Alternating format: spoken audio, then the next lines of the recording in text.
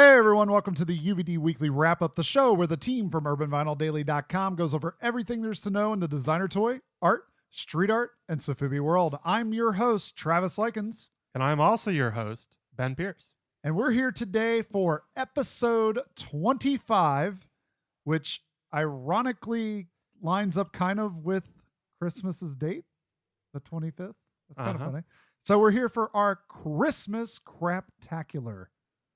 Ta-da! Which we have some news for you guys, and then we're going to kind of veer off into more of a Christmas discussion, which we just wanted to celebrate the holidays a little bit. I pulled the sweater back out. Ben's still a Grinch.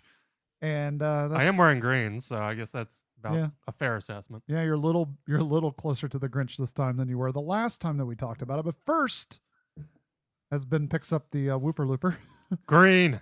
That's blue. Turquoise. It's blue. It's turquoise. But anyway, so let's roll into our sponsors, starting off with Ben. Martian Toys. I am not a sponsor, but Martian Toys is.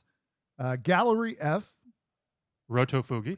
And Strange Cat Toys. And we have some exciting news to talk about with Strange Cat Toys. Non-designer toy related.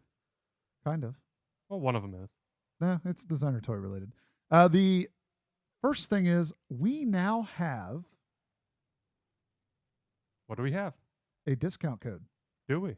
Yeah. You can head over to strangecattoys.com, put something like Luna or J Fury pins in your cart, and use the code UVD. What was that again? UVD. 3 letters. At checkout, and you'll receive 10% off your order. Yes, indeed. So everybody that watches the show likes checking out our site, likes getting toys. Now we got a great way for you to save a little dough whenever you head over to Strange Cat Toys. All you got to do is think about us, guys. And remember the letters, UVD. And you'll get your 10% off for your collection there. And then also... Also what? They have something in the works over there. We're not sure how much we can say about it, but be on the lookout for some care for your beard from Strange Cat Toys in the coming days. And hopefully we'll see how that goes for him. We'll see how it goes if it starts melting my beard and makes Travis's longer. We'll see. Yeah. We'll know something's up. So keep an eye out. We'll let you know more as we learn more. It's really cool to see people branching off and doing other things. So especially when it involves beards, since as you guys know, we have beards and often have them. So now's the appropriate time to have one. It's officially winter. Except for when people ask you in July, does it get hot in your beard? Nope. There's an air conditioning. Nope. Doesn't get hot on my face. But anyway, beard talk. This is not beard hour. This is not beard anything. That sounds like an idea for the next podcast. Beard hour. Beard hour. No, we're beard hour. Duh. We could make a podcast about beer and our beard and how beer gets stuck in our beards if we spill it on it. Exactly. But anyway, this week's featured beer of the week comes from Mad Tree Brewing Company. With a little bit of help from AC/DC. Thunder Snow! Yeah, so the beer is called Thunder Snow. And it's a pretty good beer. It's their winter special thing. So if you happen to be in the Ohio area, make sure to keep an eye out at your local stores and whatnot. If you want to check out the brewery, it's down in Cincinnati. Really good beer. I like it a lot. What do you think, Ben? You actually drank it just now? I did just drink it right now. It's not one of these fake ones where the coffee cup's empty and you kind of chuck it around. It's a good winter warmer is what it is. Yeah, it's got a good nice bite to it. It's good. So, but if you like beer, we're always here for recommendations if you're around us. If not, if you have a beer recommendation for us that is distributed in Ohio or Kentucky, you want to send it to us. I don't know how that works if you send beer through the mail. Yeah, I don't either. But if you have a beer recommendation, send it over to urbanvinyldaily@gmail.com and maybe we'll have it featured here on the show. Or send it to us in Facebook. We really love those messages. Yeah, you can send them over to facebook.com/urbanvinyldaily. But I guess we should talk about news. What do you got, Ben? What I have first is Spoke Art Gallery is releasing a dual show starting the 7th of January, where they have an event at the New York City site and the San Francisco site. So in New York is the 6th annual Supersonic Invitational curated by Zach Tudor. And that will go until the 27th, so end of the month. And Different Rules is a solo show by Sergey Gay Jr. at the San Francisco location. Yeah, so they named their show after the defunct basketball team that had the best name in the National Basketball Association. Apparently. Yeah, so we miss you, Seattle Supersonics. We miss you. Anyway. Good old Sean Kemp. Yeah, man, the 90s so good in NBA. But anyway, so we have more UVD news. From downtown. From downtown. Now, you can win. Yes, win a Luna. And be on fire. And not only a Luna, but a Kickstarter exclusive Luna. So the only way you could have gotten this was back the Kickstarter or win it for free from our friends and fellow bloggers, the Toy Chronicle. We promise there aren't any more green beyond really what we're giving away. Yeah, so we're not selling them. These are just, we had a couple extras, so we're giving them away. You can get this from the Toy Chronicle by simply doing this. Heading over to their Instagram at the Toy Chronicle, grabbing the image that says Win a Luna and has a picture of the green Luna on it. And you have to do these simple instructions, which is one, repost the image. Okay. You have to use the hashtag TTC Luna. Then you have to tag at the Toy Chronicle in the post and tag 2 of your friends. That includes us. We could be Yeah, your you friends. could tag Urban Vinyl Daily if you wanted to, or 2 of your other friends. That would be good too. Help spread the word about this contest because we want to get as many people involved in this contest as we can. Help spread the word of Luna and reward somebody for supporting this awesome contest. And we don't have any input over who wins, so don't try to butter our biscuits. Yeah, don't be trying to send us stuff saying, hey, pick me. We can't help you out there. It's really Kickstarter sucks. It wouldn't let me have it. Yeah, this is really the Toy Chronicles thing. So you got to head over there, support those guys. And while you're entering the contest, make sure to head over to the website where they did a review of Luna. And they also interviewed the bots and talked a little bit about the process of making Luna and a surprise, something we haven't even talked about, an upcoming prototype for a plush from the bots. Bomb.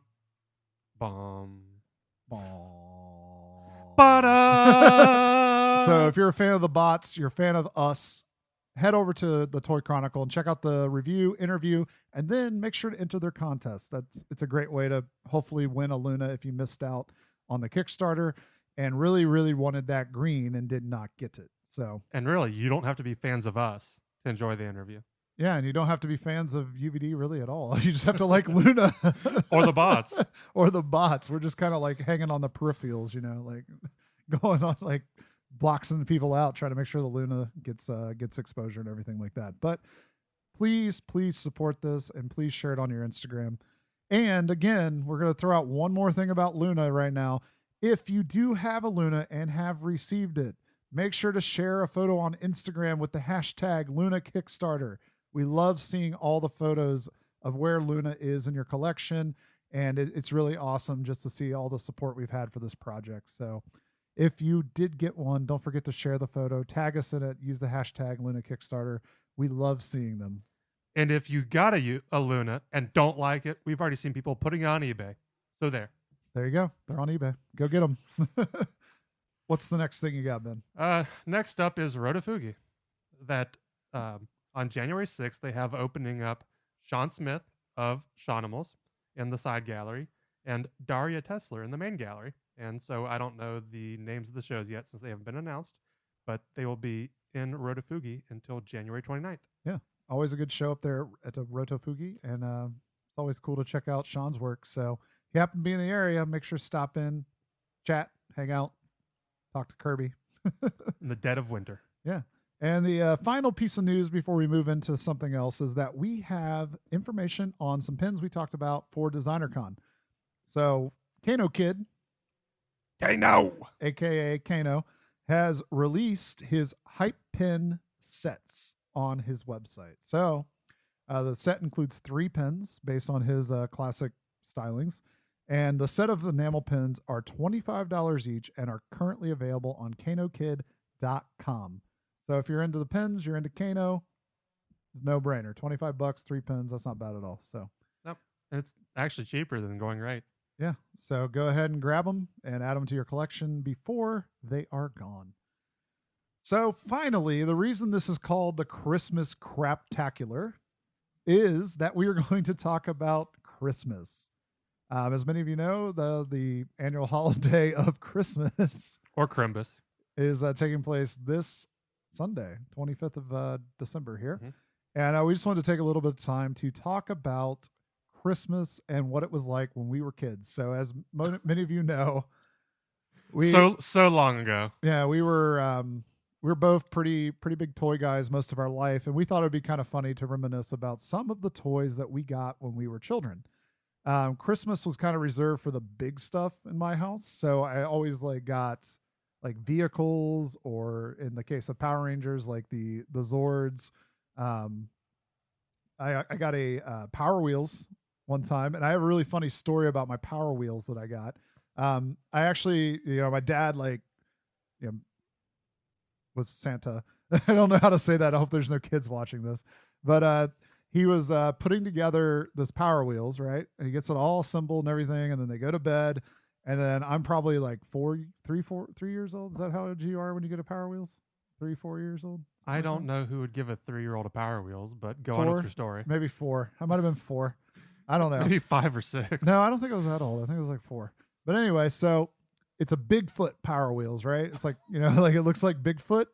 And I the monster truck, not the animal. I come running down the stairs and around the corner, and there it sits, right in front of the tree. Like, oh man, I'm going to get this Power Wheels. This is awesome. So did you have to Dukes of Hazzard into that, or did the door open? I don't remember. And here's why. So I go running over there, and I get in the Power Wheels, and I jump in, and I sit down and press the pedal. Nothing.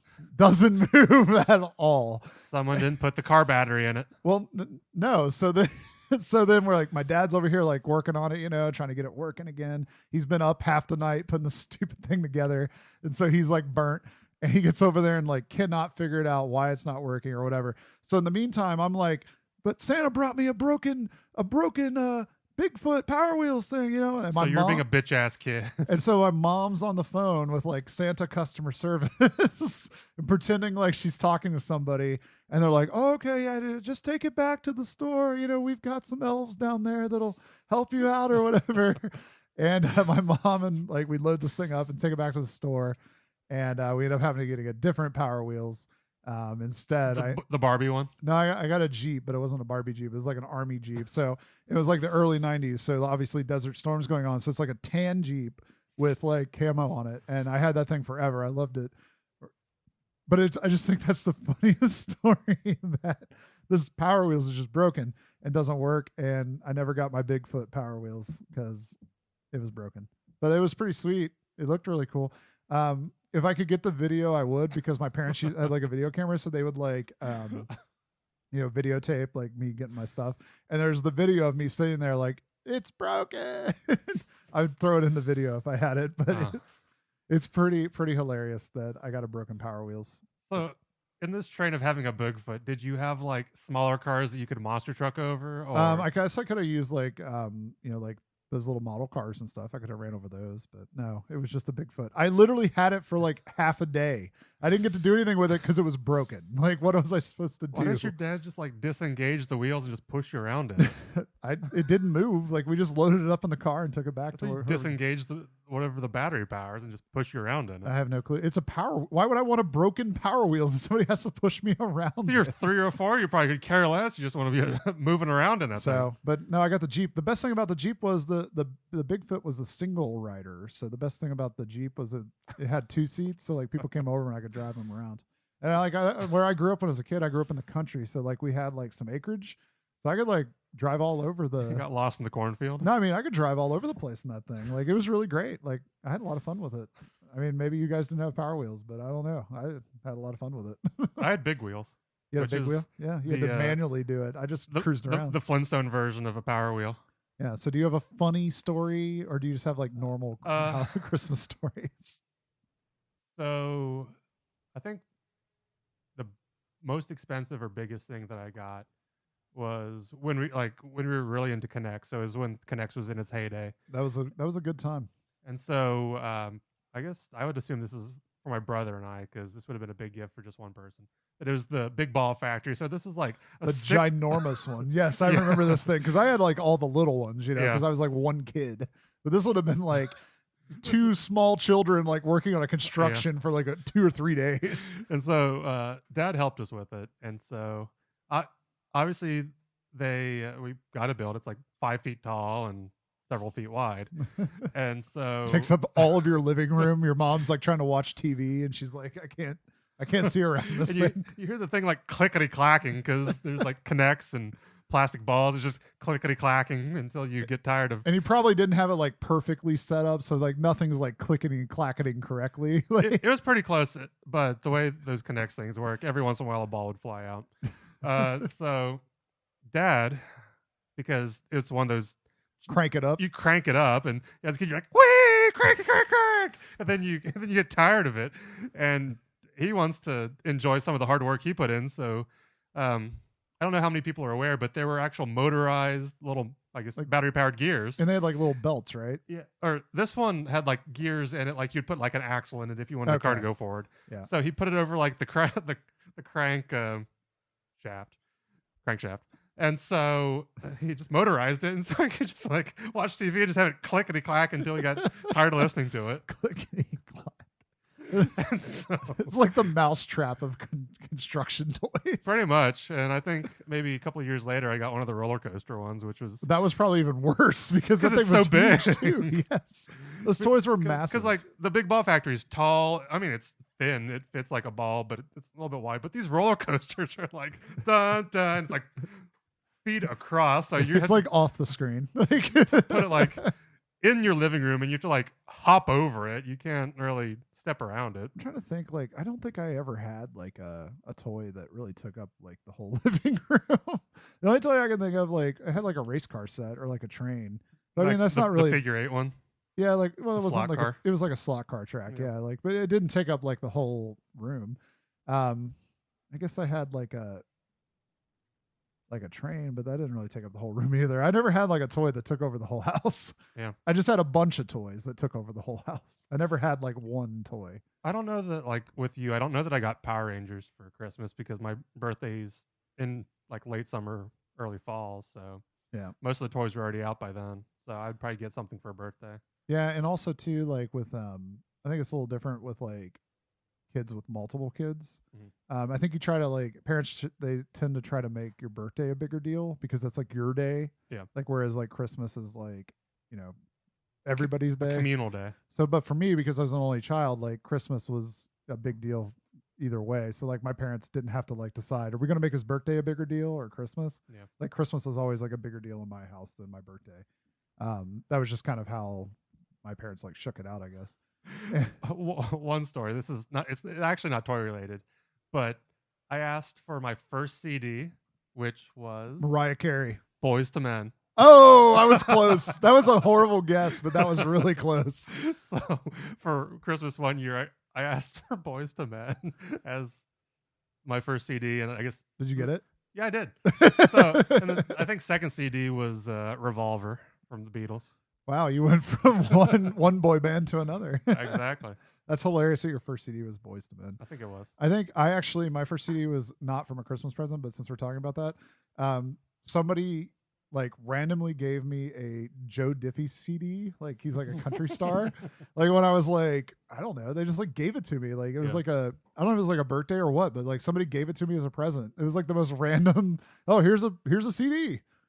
I had never like, oh, I'm going to own a CD. And I didn't have a CD player.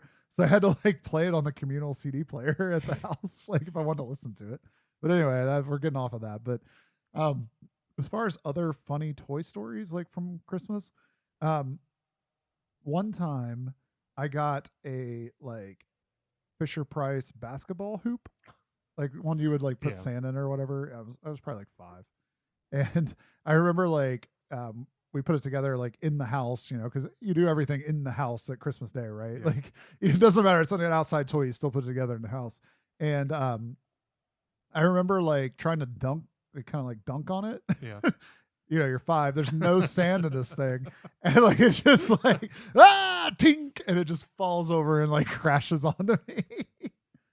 So don't dunk on your Fisher-Price basketball hoop if there's no sand specifically in the weighted portion of the basketball hoop. Or a cinder block on the back. I probably just thought it was like Michael Jordan. You know, it was the 90s, and 90s basketball revolved around Sean Kemp and Michael Jordan in my house, at least, and Charles Barkley. No Patrick Ewing. No, I was never a big Patrick Ewing guy. It was more Muggsy Bogues, Michael Penny. Jordan, Scottie Pippen, Penny, and Charles Barkley, and Shaq to a certain extent. I mean, that was kind of the early 90s, like, big guys everybody talks NBA about. Jam. Yeah, NBA Jam. No, Michael Jordan was not an NBA Jam. I understand that, Yeah. but all the others were. All the others were for the most part. So, but yeah, like mostly Christmas revolved around like big purchases in my house. So it was like big stuff. Video games. There would always, like later in life, video games became a bigger Christmas gift.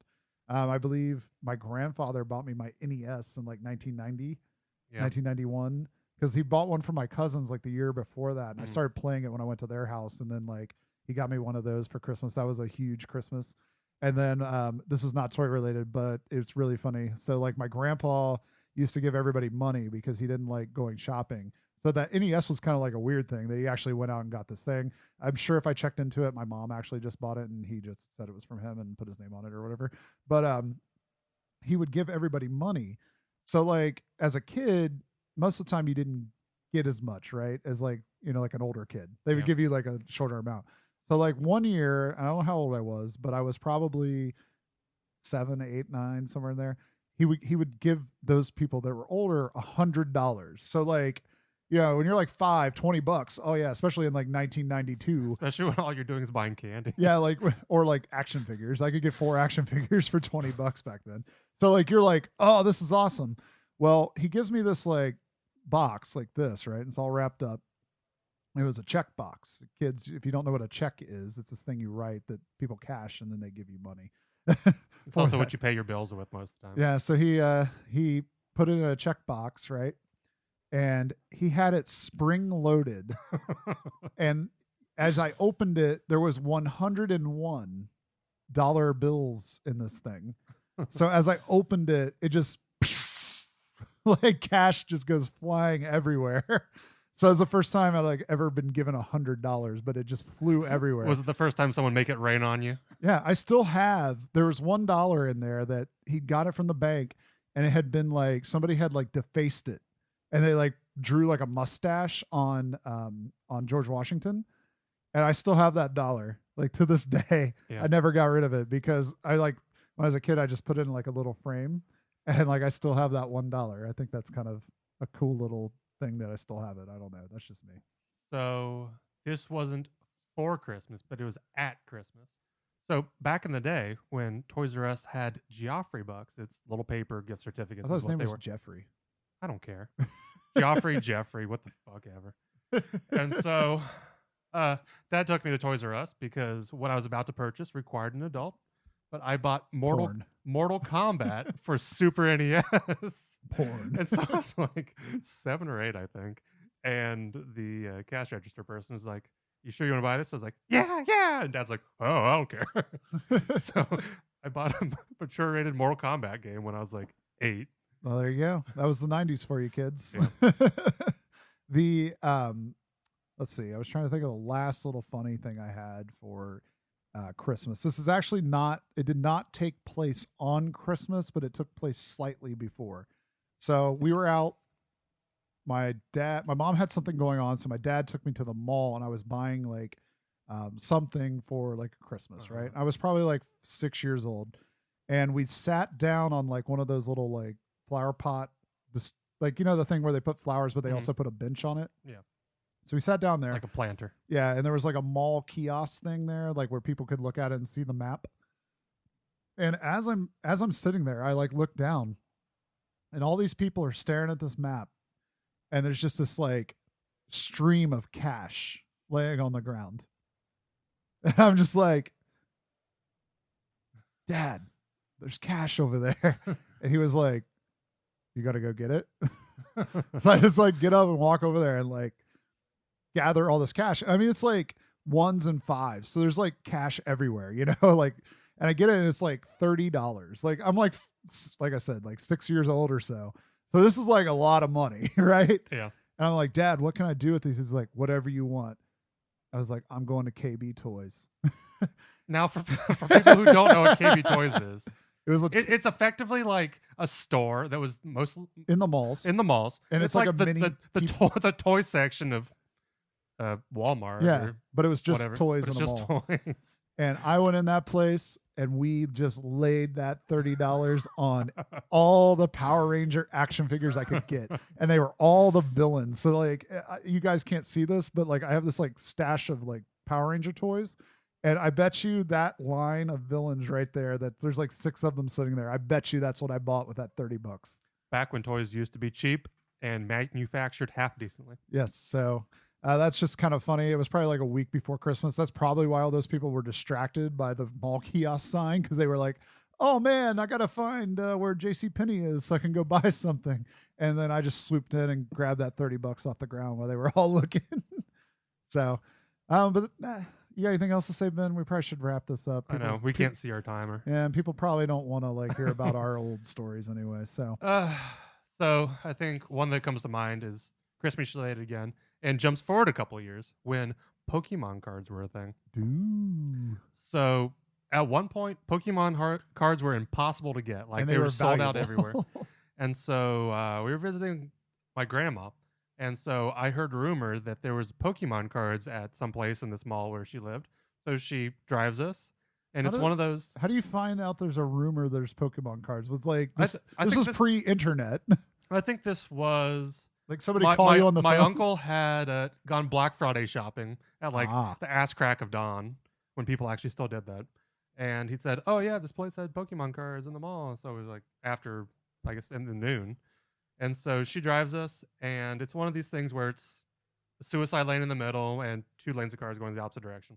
And so she's starting to, like, she stops and is getting ready to turn. 1 lane of cars stops. We can't see the other lane, and we get T-boned trying to get Pokemon cards. And so, this isn't really the moral of the story. This is the most expensive Pokemon card ever. It costs an entire car. And so it ends up being Pokemon the movie cards. These aren't like the real Pokemon cards. These are like the knockoff side variety Pokemon cards. Like those probably like they were just like cards of things from the movie, right? Yeah. They weren't actually like the cards you played the game. No, they were like trading cards. Yeah, these are just like movie cards or whatever. And so I didn't really want them to begin with, but I was like, well, I guess I was a kid at the time. I was like, well, gosh, I better buy some of these so it's actually worth our trip. Our T-bone trip. I can't believe after you got T-boned that you guys still went to get the cards. That's how valuable these cards were. I mean, we were technically in the entrance of the mall, so no point in turning around. T-bone for Pokemon cards. Take that, all you Pokemon goers. Are you getting T-boned to go catch your own Cubone? I don't know. We'll see. But I guess we should wrap this up. But as always, we are Urban Vinyl Daily. Check us out over on urbanvinyldaily.com, where we cover designer toys, art, street art, and more. You can always follow us on Instagram or Twitter at Urban Vinyl Daily. Check us out on Facebook, facebook.com/Urban Vinyl Daily. Show your support by buying a t-shirt, koozie, pens, anything else over in our store, urbanvinyldaily.storeenvy.com, or just send us a message. Say, hey, all those kind of things. Go over to urbanvinyldaily@gmail.com. And what did you get for Christmas when you were a kid? Do you have a fun story like getting T-boned to go to the Pokemon card store? Whatever you got, put it down in the comments below. The problem was this wasn't even like a card store. It was like an FYE. Like... If you went to the non-Pokemon card store and you got T-boned on the way there, put it in the comments below. Give us a like, share our video. It really helps us out, helps us get to a larger audience, and help bring toys to the world, or at least the news about the toys to the world, not necessarily the toy itself. But as always, I'm Travis. And I'm Ben. Have a great designer toy day.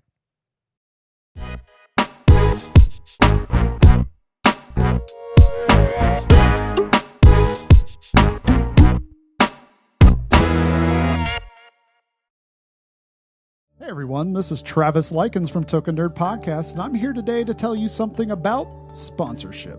That's right, Token Nerd now has a sponsor.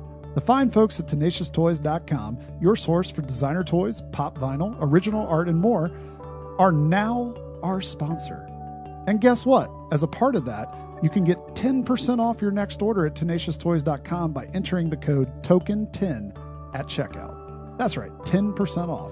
And not only are they giving you this code, they're also going to be sponsoring many of our Token Nerd giveaways in the next coming months. So make sure to follow us at token_nerd on Instagram to catch our latest giveaways.